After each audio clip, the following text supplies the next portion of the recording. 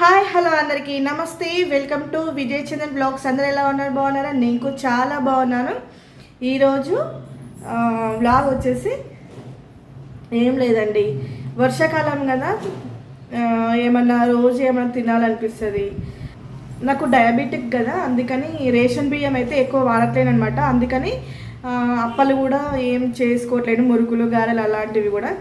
అందుకని ఏం తినాలన్నా కొంచెం అర్థం కాక, ఆకలేమో ఎక్కువ, అసలు ఏం తినాలో అర్థం కాక నాకు.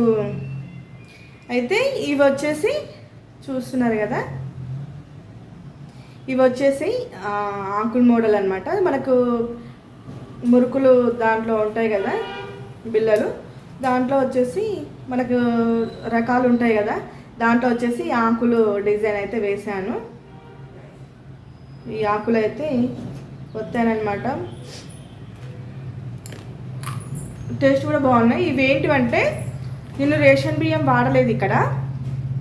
మొక్కజొన్నవి కేజీ తీసుకున్న మొక్కజొన్న పలుకులు, అలాగే ఆర్ఎన్ఆర్ అని షుగర్లెస్ బియ్యం అనమాట, షుగర్ ఫ్రీ బియ్యము, అవి కేజీ.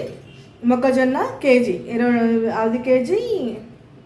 ఆర్ఎన్ఆర్ బియ్యం వచ్చేసి కేజీ అనమాట. రెండు కలిపి పట్టించుకొచ్చాను, మిల్లులో పట్టించుకొచ్చి చేశాను అనమాట ఈ ఆకుల మోడల్ డిజైన్.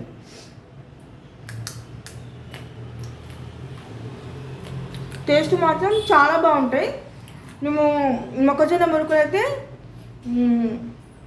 అంతమందికి రేషన్ బియ్యంలో కలిపి పట్టించి చేసాము చాలాసార్లు.